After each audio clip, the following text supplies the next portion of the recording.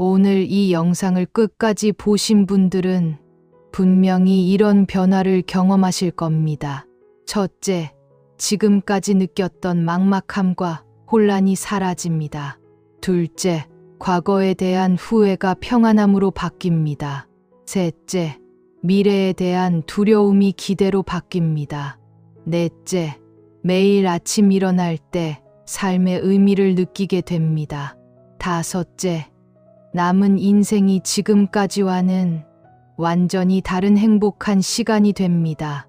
지금 이 순간 50세가 넘은 법우님들께서 인생에서 가장 중요한 전환점을 맞이하고 계십니다. 이 영상 하나가 법우님의 남은 인생 30년, 40년을 완전히 바꿀 수 있습니다. 부처님께서 2500년 전에 이미 이 순간을 위해 준비해 두신 8가지 지혜를 지금부터 말씀드리겠습니다. 법우님들, 안녕하십니까? 오늘 이 자리에 함께 해주신 모든 보살님들께 깊은 감사를 드립니다. 혹시 지금 이런 생각해 보신 적 없으십니까? 50세가 넘어서니 문득 이런 의문이 드는 거예요. 지금까지 살아온 이 인생이 과연 옳은 길이었을까? 아직도 해야 할 일들이 산더미인데 정작 무엇을 해야 하는지 모르겠다는 그런 막막한 말입니다. 자녀들은 독립해서 각자의 길을 가고 부모님은 연로해지시고 직장에서는 은퇴를 준비해야 하는 시점에서 말이죠. 그런데 정작 자기 자신은 어떻게 살아가야 할지 모르겠다는 그런 혼란스러움을 느끼신 적 있지 않으십니까? 특히나 요즘 같은 시대에는 더욱 그렇습니다. 코로나19를 겪으면서 건강의 소중함을 깨달았고 경제적 어려움 속에서 진정한 행복이 무엇인지 다시 생각하게 되었습니다. SNS를 보면 젊은 사람들은 화려한 삶을 살고 있는 것 같은데 정작 자신은 뭔가 뒤처진 것 같은 그런 소외감을 느끼기도 하죠. 하지만 법우님들, 이런 고민과 혼란이야말로 진정한 지혜로 향하는 첫걸음입니다. 왜냐하면 부처님께서는 이미 2500년 전에 우리 인생의 이런 순간들을 모두 아시고 계셨기 때문입니다.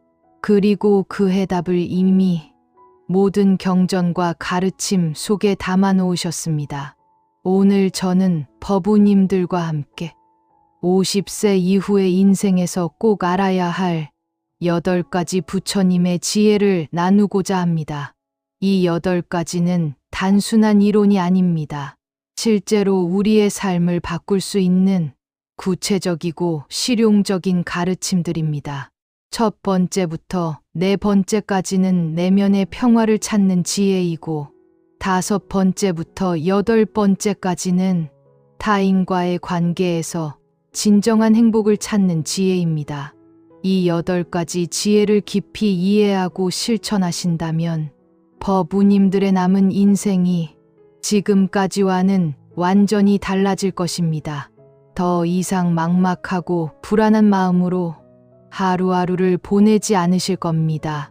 대신 매일이 새로운 깨달음으로 가득한 의미 있는 시간이 될 것입니다.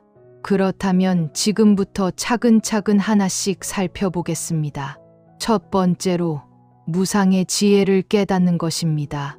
법우님들, 50세를 넘어서면서 가장 먼저 깨달아야 할 것은 바로 무상, 즉 모든 것이 변한다는 진리입니다.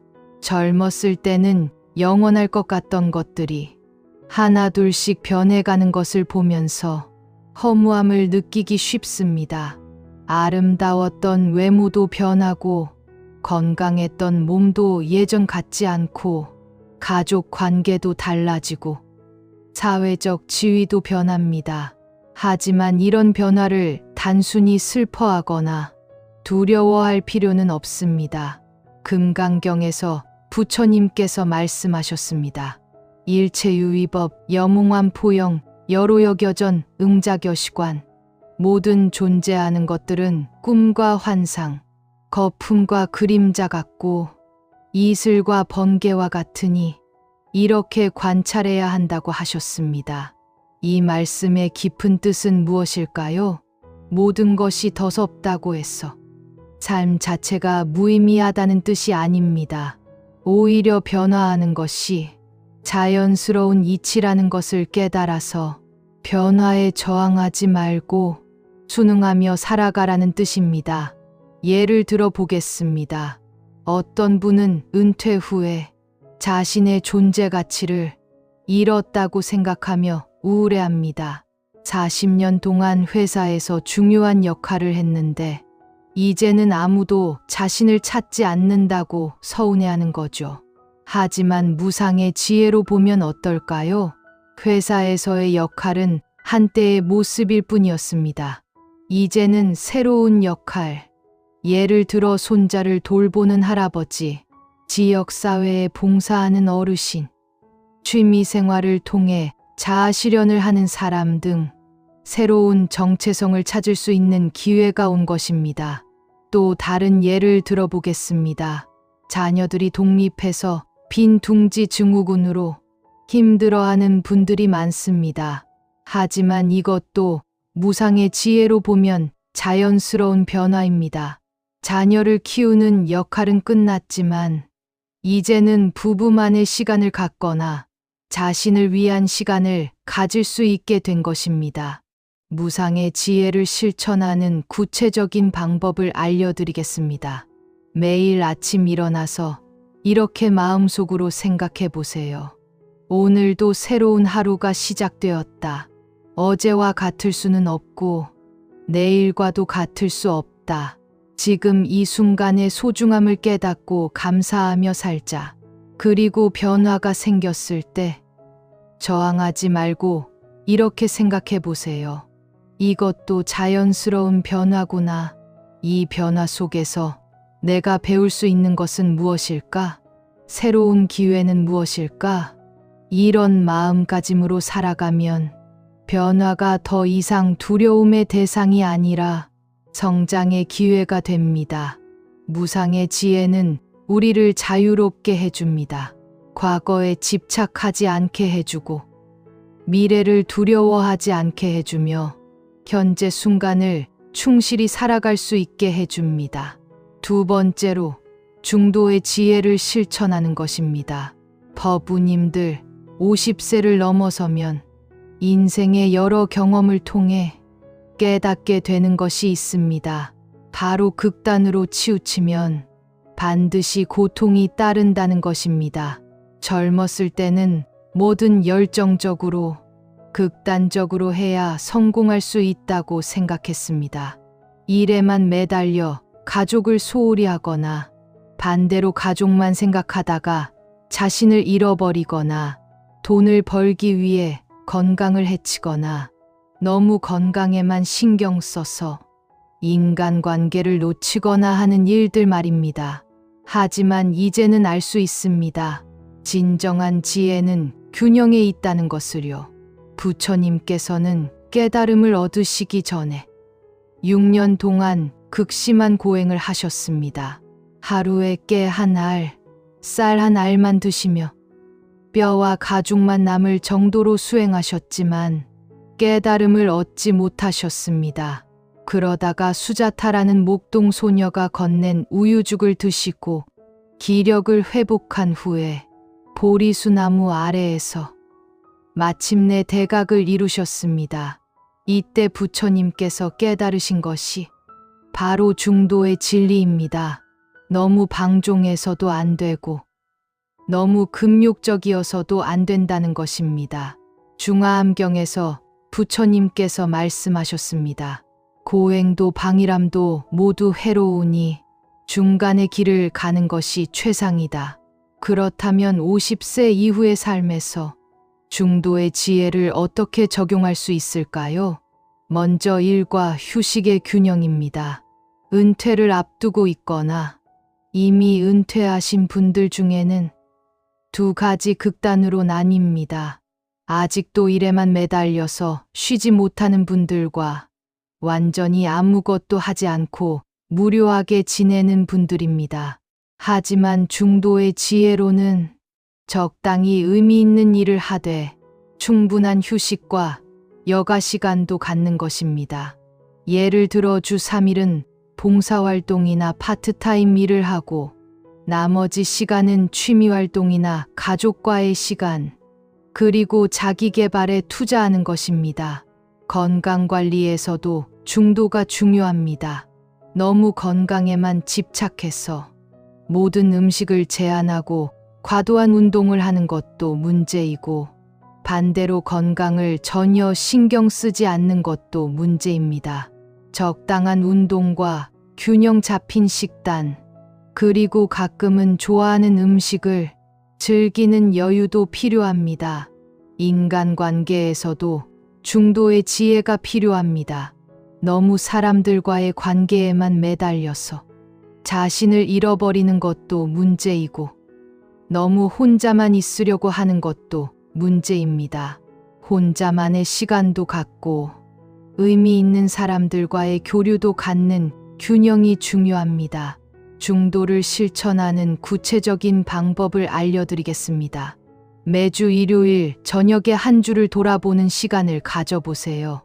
일과 휴식, 혼자 있는 시간과 사람들과 함께하는 시간, 몸의 건강과 마음의 건강, 물질적 풍요로움과 정신적 만족감 등을 점검해 보는 것입니다. 어느 한쪽으로 너무 치우쳤다면 다음 주에는 균형을 맞춰 보세요. 그리고 매일 명상이나 산책을 통해 자신의 마음 상태를 점검해 보세요. 마음이 어느 한쪽으로 치우치려고 하면 중심을 잡으려고 노력하는 것입니다. 중도의 지혜는 우리에게 진정한 평안을 가져다 줍니다. 극단으로 치우칠 때 생기는 스트레스와 갈등에서 벗어나 안정된 마음으로 살아갈 수 있게 해줍니다. 세 번째로 연기법의 지혜를 깨닫는 것입니다. 법우님들, 연기법이라는 것은 모든 것이 서로 연결되어 있고 서로 의존해서 존재한다는 부처님의 가르침입니다. 50세를 넘어서면 이 연기법의 지혜가 특히 중요합니다. 왜냐하면 이 나이가 되면 자신의 삶이 얼마나 많은 사람들과 연결되어 있는지, 그리고 자신이 얼마나 많은 도움을 받으며 살고 있는지를 깨닫게 되기 때문입니다. 젊었을 때는 모든 것을 혼자 할 수 있다고 생각했습니다.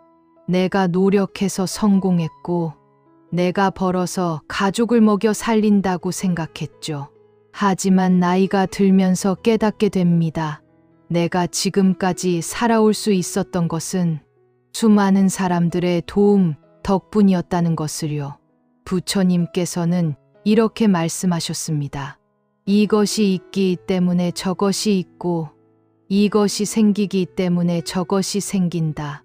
이것이 없으면 저것도 없고, 이것이 소멸하면 저것도 소멸한다. 이것이 바로 연기법의 핵심입니다.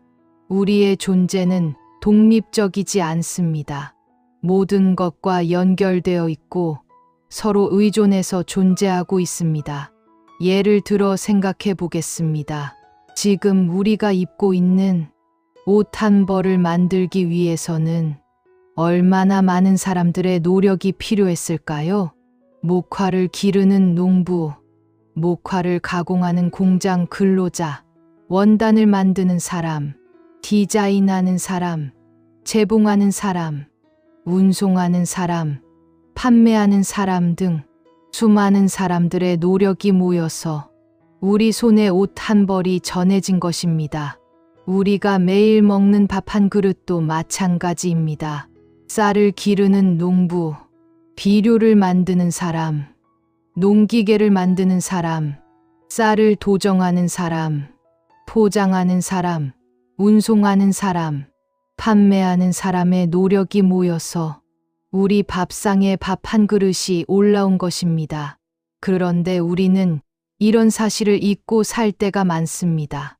모든 것이 당연한 것처럼 여기고 감사할 줄 모르고 때로는 불평하기까지 합니다. 연기법의 지혜를 깨달으면 이런 마음이 바뀝니다. 모든 것에 감사하게 되고 겸손해지며 다른 사람들에게 도움이 되고 싶어집니다. 조주선사의 어록에 이런 이야기가 있습니다. 한 제자가 조주선사에게 물었습니다. 어떻게 하면 부처가 될 수 있습니까? 조주선사가 답했습니다. 차나 한 잔 하거라. 이 말의 뜻은 무엇일까요? 차 한 잔에도 무수한 인연이 담겨 있다는 것입니다. 차잎을 기르는 사람, 따는 사람, 가공하는 사람, 물을 끓이는 사람, 차를 우리는 사람의 인연이 모여서 차 한 잔이 만들어집니다. 그 모든 인연에 감사하며 차를 마시는 것, 그것이 바로 부처의 마음이라는 뜻입니다. 연기법의 지혜를 실천하는 방법을 알려드리겠습니다. 매일 저녁 잠들기 전에 오늘 하루 자신이 받은 도움들을 떠올려 보세요. 가족의 사랑, 친구의 우정, 상점 직원의 친절, 버스기사의 안전운전, 의사의 진료, 청소부의 수고 등등 크고 작은 모든 도움들을 생각해 보는 것입니다. 그리고 그 모든 것에 감사하는 마음을 가져보세요. 또한 내가 다른 사람들에게 어떤 도움을 줄 수 있을지도 생각해 보세요. 작은 친절, 따뜻한 말 한마디, 미소, 기부, 봉사 등 내가 할 수 있는 일들을 찾아보는 것입니다. 연기법의 지혜는 우리를 외롭지 않게 해줍니다. 우리는 혼자가 아니라 모든 존재들과 연결되어 있다는 것을 깨닫게 해주기 때문입니다. 그리고 내가 다른 사람들에게 의미 있는 존재라는 것도 깨닫게 해줍니다. 네 번째로 자비심을 기르는 것입니다. 법우님들 50세를 넘어서면서 가장 중요하게 기르셔야 할 마음가짐이 바로 자비심입니다. 젊었을 때는 경쟁이 치열하고 생존이 급급해서 다른 사람들을 경쟁 상대로 보거나 때로는 적으로 여기기도 했습니다. 하지만 이제는 다릅니다. 인생의 한 고비를 넘긴 지금 진정으로 중요한 것은 다른 사람들과 함께 행복해지는 것이라는 것을 깨달을 수 있는 나이입니다. 부처님께서는 자비심에 대해 이렇게 말씀하셨습니다. 모든 중생이 고통에서 벗어나기를 바라는 마음, 그것이 자비이다. 그런데 여기서 주목할 점은 모든 중생이라고 하신 것입니다. 나와 가까운 사람들만이 아니라 나를 미워하는 사람들, 나에게 해를 끼친 사람들까지도 포함하는 것입니다. 이것이 쉽지 않다는 것을 부처님께서도 아셨습니다. 그래서 단계적으로 자비심을 기르는 방법을 가르쳐 주셨습니다. 법구경에서 부처님께서 말씀하셨습니다. 원한으로는 원한을 갚을 수 없다. 사랑으로만 원한을 갚을 수 있다. 이것은 영원한 진리이다. 이 말씀을 처음 들으면 너무 이상적이고 현실적이지 못하다고 생각할 수 있습니다. 하지만 50세를 넘긴 법우님들이라면 이해하실 수 있을 것입니다. 원한을 품고 사는 것이 얼마나 자신을 괴롭게 하는지를요. 예를 들어 보겠습니다. 직장에서 동료에게 배신을 당했다든지, 사업 파트너에게 속았다든지, 친구에게 뒤통수를 맞았다든지 하는 경험들이 있으실 것입니다. 그런 일들 때문에 몇 년, 심지어 몇십 년을 원한을 품고 사신 분들도 계실 것입니다. 하지만 그 원한이 상대방을 괴롭혔을까요? 대부분의 경우 상대방은 별일 없이 잘 살고 있고 정작 원한을 품고 있는 자신만 괴로워하고 있는 경우가 많습니다. 원한은 독화살과 같습니다. 상대방을 향해 쏘려고 하지만 정작 독에 중독되는 것은 화살을 쏘는 자신입니다. 그렇다면 어떻게 해야 할까요? 원한을 버리고 자비심을 가져야 합니다. 하지만 이것이 쉬운 일은 아닙니다. 그래서 부처님께서는 단계적인 방법을 알려주셨습니다. 첫 번째 단계는 자신에 대한 자비입니다. 자신을 용서하고 자신을 사랑하는 것부터 시작하는 것입니다. 많은 분들이 다른 사람을 용서하지 못하는 이유는 사실 자신을 용서하지 못해서입니다. 내가 왜 그때 그런 바보 같은 선택을 했을까? 내가 왜 그 사람을 믿었을까 하면서 자신을 자책하고 있기 때문입니다. 먼저 자신을 용서하세요. 그때는 최선의 선택이었다고 인정하세요. 지금의 지혜로 과거를 판단하지 마세요. 두 번째 단계는 가까운 사람들에 대한 자비입니다. 가족, 친구들의 행복을 진심으로 바라는 마음을 기르는 것입니다. 세 번째 단계는 중립적인 사람들에 대한 자비입니다. 길에서 만나는 모르는 사람들, 상점 직원, 버스 기사 등의 행복도 바라는 마음을 기르는 것입니다. 네 번째 단계는 자신에게 해를 끼친 사람들에 대한 자비입니다. 이것이 가장 어려운 단계이지만 진정한 자유를 얻기 위해서는 필요한 과정입니다. 자비심을 기르는 구체적인 실천 방법을 알려드리겠습니다. 매일 아침 일어나서 이렇게 발언해 보세요. 오늘 만나는 모든 사람들이 행복하고 평안하기를 바랍니다. 고통받는 사람들이 고통에서 벗어나기를 바랍니다. 나 역시 모든 존재들에게 도움이 되는 하루를 살겠습니다. 그리고 하루 종일 이 마음을 잊지 않으려고 노력해 보세요. 누군가와 갈등이 생겼을 때는 이렇게 생각해 보세요. 저 사람도 나와 같이 행복하고 싶어 하는 사람이구나. 저 사람도 고통을 피하고 싶어 하는 사람이구나. 저 사람의 행동 뒤에는 어떤 아픔이나 두려움이 있을 것이다. 자비심은 우리에게 진정한 평안을 가져다 줍니다. 원한과 미움에서 벗어나게 해주고 모든 존재들과 하나가 되는 경험을 하게 해줍니다. 그리고 자비심을 가진 사람 주변에는 자연스럽게 좋은 사람들이 모여들게 됩니다. 다섯 번째로 무아의 지혜를 체득하는 것입니다. 법우님들, 무아라는 것은 고정불변하는 자아는 없다는 부처님의 가르침입니다. 50세를 넘어서면 이 무아의 지혜가 특히 중요해집니다. 왜냐하면 지금까지 자신이라고 생각했던 많은 것들이 변하거나 사라지는 것을 경험하게 되기 때문입니다.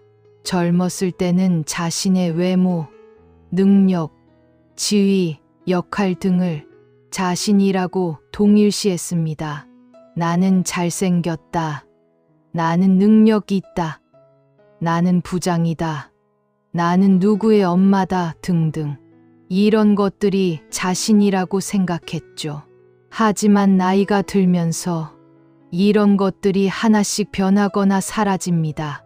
외모는 늙어가고 능력은 예전만 못하고 지위는 물러나게 되고 자녀는 독립해갑니다. 이때 많은 사람들이 정체성의 혼란을 겪습니다. 그러면 나는 누구인가 하는 실존적 고민에 빠지게 됩니다. 하지만 부처님의 무아 사상으로 보면 이것은 당연한 현상입니다. 애초에 고정불변한 자아라는 것은 없었기 때문입니다. 우리가 자아라고 생각했던 것들은 모두 일시적이고 변하는 것들이었습니다. 금강경에서 부처님께서 말씀하셨습니다. 과거심도 얻을 수 없고 현재심도 얻을 수 없고 미래심도 얻을 수 없다. 마음이라는 것도 계속 변하고 있어서 고정된 실체가 없다는 뜻입니다.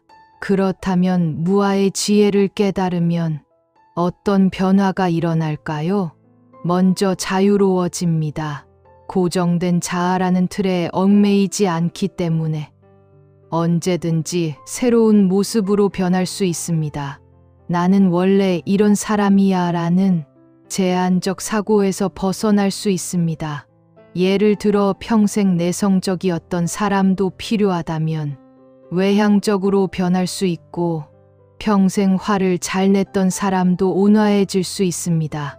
두 번째로 겸손해집니다. 자아에 대한 집착이 줄어들기 때문에 자랑하고 싶어 하는 마음, 인정받고 싶어 하는 마음이 줄어듭니다.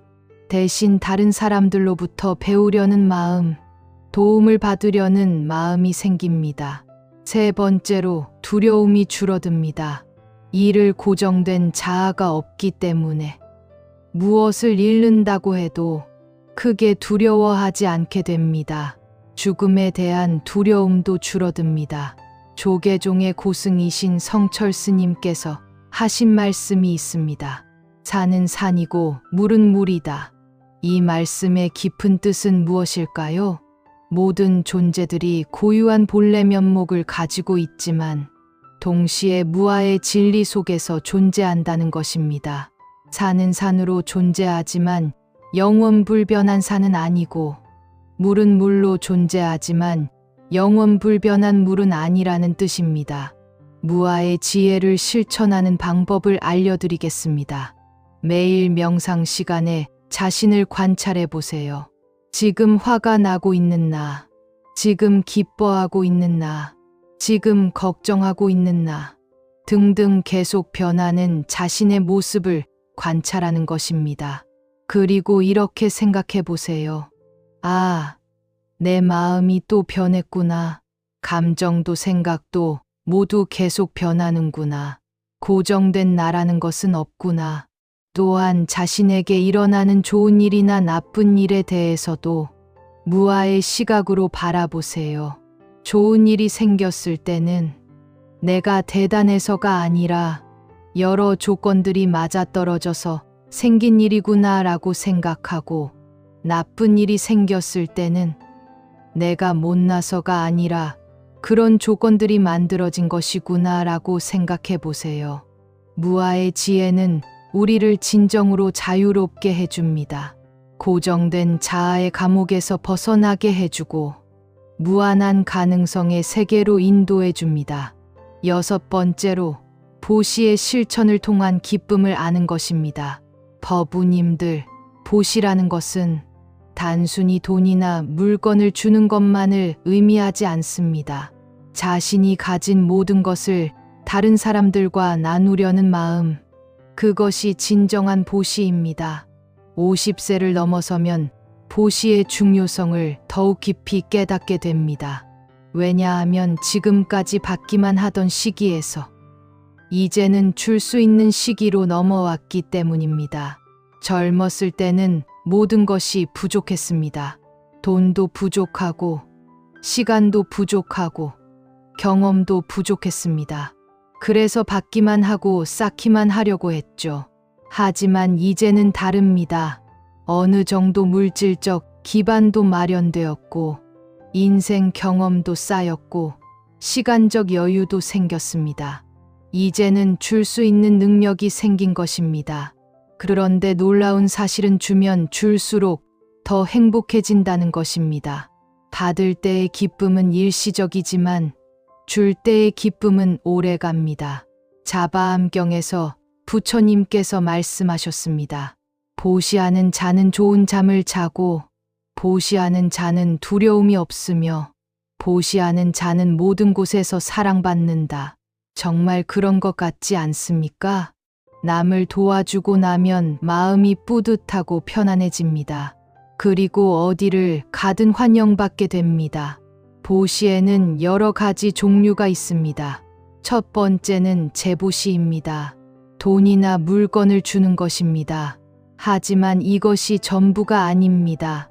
돈이 없어도 할 수 있는 보시가 많이 있습니다. 두 번째는 법보시입니다.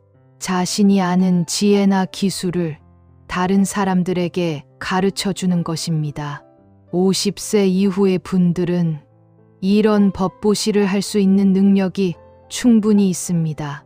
평생 쌓아온 경험과 지혜를 젊은 사람들에게 전해줄 수 있습니다. 세 번째는 무의 보시입니다. 다른 사람들의 두려움을 없애주는 보시입니다. 따뜻한 말 한마디, 위로의 손길, 격려의 미소 등이 모두 무의 보시에 해당합니다. 네 번째는 노력 보시입니다. 자신의 시간과 노력을 들여 다른 사람을 돕는 것입니다. 봉사활동, 이웃 돌보기, 환경보호 활동 등이 여기에 해당합니다. 한국의 고승이신 해능선사의 제자였던 신수선사가 이런 말씀을 하셨습니다. 손에 향기가 남는 것은 다른 사람에게 장미를 건네주었기 때문이다. 남에게 베풀면 그 향기가 자신에게도 남는다는 뜻입니다. 보시를 실천하는 구체적인 방법을 알려드리겠습니다. 첫째, 매달 정기적으로 어려운 이웃들을 위한 기부를 해보세요. 금액의 크기는 중요하지 않습니다. 자신의 능력에 맞는 작은 금액이라도 꾸준히 하는 것이 중요합니다. 둘째, 자신의 경험과 지혜를 나누는 활동을 해보세요. 동네 청소년들에게 멘토링을 해주거나 평생교육원에서 강의를 하거나 블로그에 인생 경험을 쓰는 것도 좋은 법보시입니다. 셋째, 주변 사람들에게 더 많은 관심과 사랑을 표현해 보세요. 가족들에게 사랑한다는 말을 더 자주 하고, 친구들에게 안부를 더 자주 물어보고, 이웃들에게 더 친절하게 대하는 것입니다. 넷째, 환경보호나 사회봉사에 참여해 보세요. 지구와 사회 전체를 위한 보시도 중요합니다. 보시의 기쁨을 알면 인생이 완전히 달라집니다. 받기만 하려던 마음에서 주려는 마음으로 바뀌면서 진정한 만족과 행복을 느낄 수 있습니다. 일곱 번째로 정념의 수행을 통해 현재에 머무는 것입니다. 법우님들, 정념이라는 것은 지금 이 순간에 온전히 깨어있는 마음가짐을 말합니다. 50세를 넘어서면 정념의 수행이 특히 중요해집니다. 왜냐하면 과거에 대한 후회와 미래에 대한 불안이 가장 심해지는 시기이기 때문입니다. 젊었을 때는 미래에 대한 기대가 컸습니다. 앞으로 더 좋아질 거야. 언젠가는 성공할 거야 하면서 미래를 향해 달려갔죠. 하지만 이제는 미래가 그리 길지 않다는 것을 알게 됩니다. 그래서 지금까지 내가 뭘 했나, 앞으로 남은 시간에 뭘 할 수 있을까 하는 생각에 빠지기 쉽습니다. 이런 생각들이 깊어지면 우울증이나 불안장애로 이어질 수도 있습니다. 하지만 정념의 수행을 하면 이런 고통에서 벗어날 수 있습니다. 염처경에서 부처님께서 말씀하셨습니다. 현재의 몸을 몸으로 관찰하고, 현재의 감정을 감정으로 관찰하고, 현재의 마음을 마음으로 관찰하고, 현재의 법을 법으로 관찰하라. 이것이 바로 사념처 수행법입니다. 지금 이 순간 일어나고 있는 것들을 있는 그대로 관찰하는 것입니다. 예를 들어 설명해 보겠습니다. 산책을 할 때 정념의 수행을 한다면 어떻게 해야 할까요? 그냥 걸으면서 이런저런 생각에 빠져 있는 것이 아니라 지금 이 순간 일어나고 있는 모든 것을 온전히 느끼는 것입니다. 발바닥이 땅에 닿는 느낌, 바람이 얼굴에 스치는 느낌, 나무잎이 흔들리는 소리, 새들의 지저귐, 자신의 숨소리 등등 지금 이 순간의 모든 것을 온전히 경험하는 것입니다. 이렇게 하면 과거나 미래에 대한 생각이 끼어들 여지가 없습니다. 온전히 현재 순간에 머물게 됩니다. 밥을 먹을 때도 마찬가지입니다. TV를 보거나 신문을 읽거나 스마트폰을 보면서 먹는 것이 아니라 온전히 음식에 집중해서 먹는 것입니다. 음식의 맛, 냄새, 씹는 소리, 삼키는 느낌 등을 온전히 느끼면서 먹는 것입니다. 이렇게 하면 음식이 훨씬 맛있게 느껴지고 소화도 잘 되고 마음도 평온해집니다. 좌선을 할 때는 더욱 체계적으로 정념 수행을 할 수 있습니다. 편안한 자세로 앉아서 호흡을 관찰하는 것입니다. 숨이 들어오고 나가는 것을 온전히 느끼는 것입니다. 처음에는 금세 다른 생각들이 일어날 것입니다. 그때는 아, 생각이 일어났구나 하고 인정한 다음 다시 호흡으로 주의를 돌리면 됩니다. 화를 내거나 자책할 필요가 없습니다. 그냥 다시 호흡으로 돌아오면 됩니다. 달마대사의 어록에 이런 말씀이 있습니다. 마음이 일어나지 않는 곳이 보살의 행처이다. 과거나 미래에 대한 헛된 생각들이 일어나지 않는 그 자리, 바로 현재 이 순간이 부처님과 보살들이 머무는 곳이라는 뜻입니다.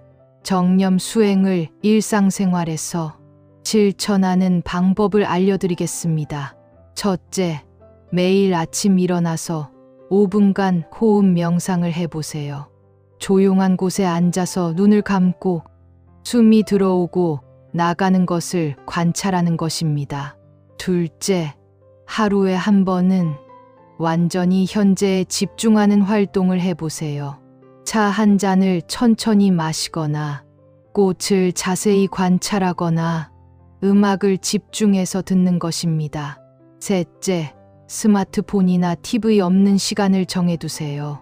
현대인들은 너무 많은 자극에 노출되어 있어서 현재 순간에 집중하기 어렵습니다. 하루에 한두 시간은 모든 전자기기를 끄고 조용한 시간을 가져보세요. 넷째, 일상의 모든 활동을 수행으로 여기세요. 설거지를 할 때는 설거지에만 집중하고, 걸을 때는 걷기에만 집중하고, 대화할 때는 대화에만 집중하는 것입니다. 정념의 수행은 우리에게 진정한 평안을 가져다 줍니다.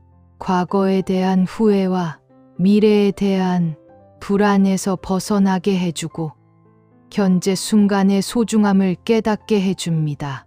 여덟 번째로 회양의 마음으로 모든 공덕을 나누는 것입니다.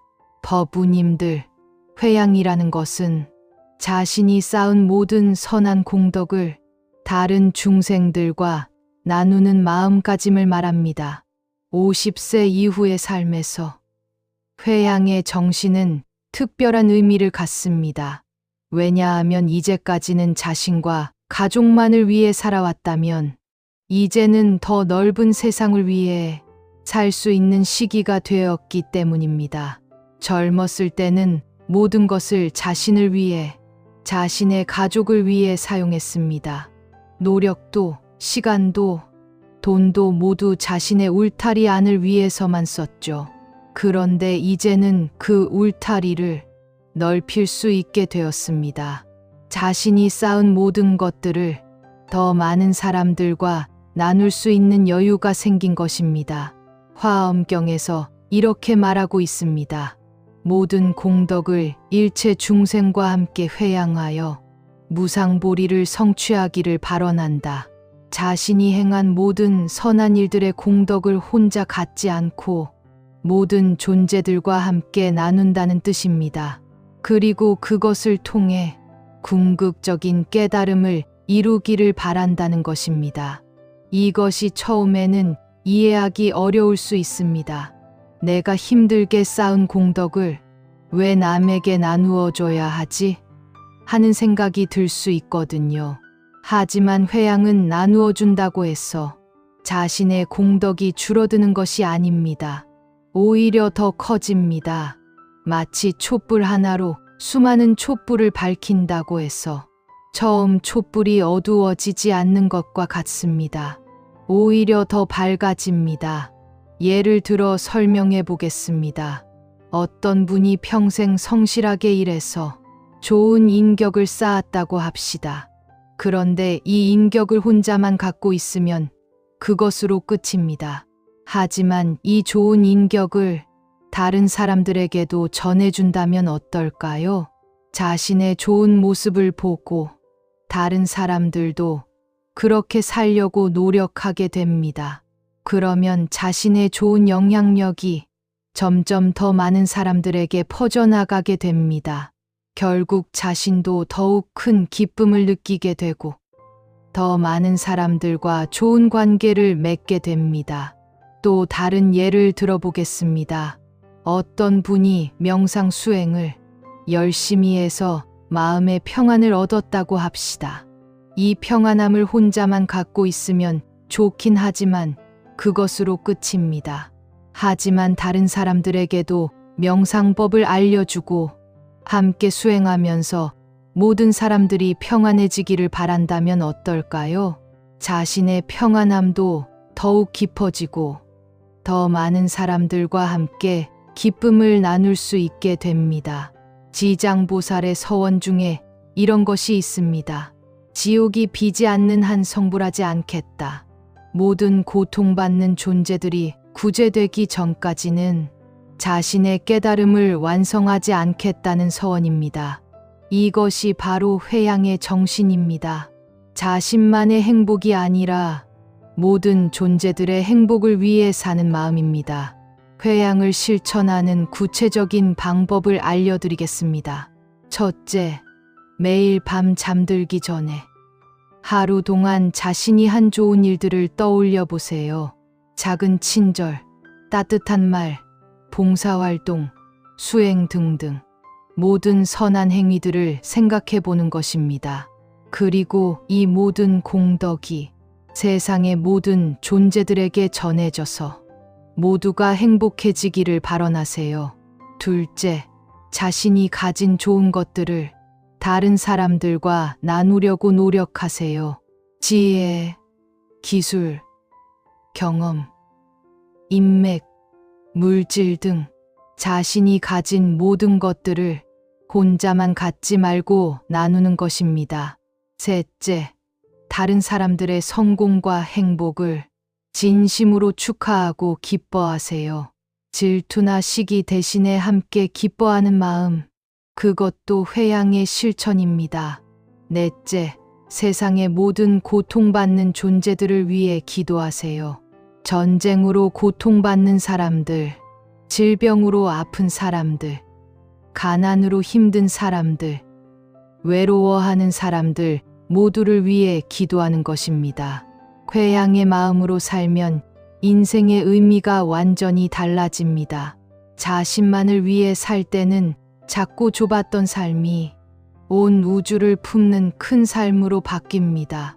그리고 진정한 만족과 기쁨을 느낄 수 있게 됩니다. 법우님들, 지금까지 50세 이후에 꼭 알아야 할 8가지 부처님의 지혜에 대해 말씀드렸습니다. 첫 번째는 무상의 지혜로 변화를 자연스럽게 받아들이는 것이었고, 두 번째는 중도의 지혜로 균형 잡힌 삶을 사는 것이었습니다. 세 번째는 연기법의 지혜로 모든 것이 연결되어 있음을 깨닫는 것이었고, 네 번째는 자비심을 기르는 것이었습니다.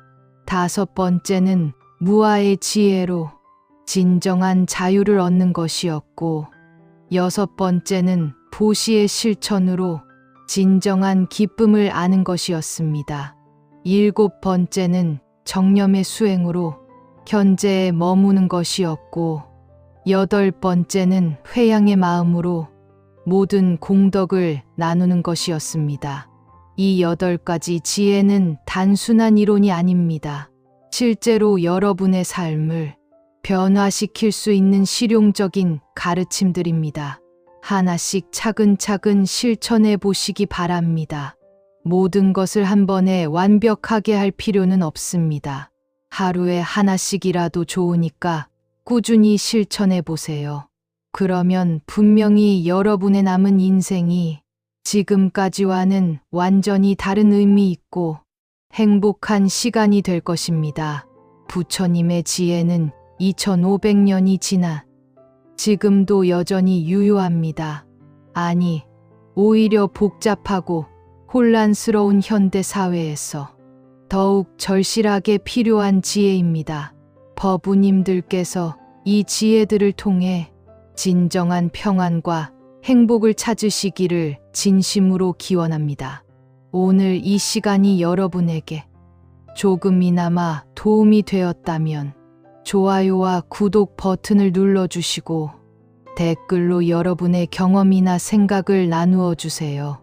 그리고 주변에 이런 지혜가 필요한 분들이 계시다면 이 영상을 함께 공유해 주시기 바랍니다. 모든 보살님들이 건강하시고 평안하시기를 발언하며 오늘 말씀드린 모든 공덕을 온 세상의 모든 중생들과 함께 회양합니다.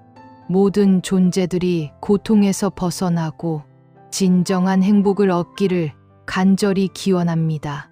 나무 아미타불 관세음보살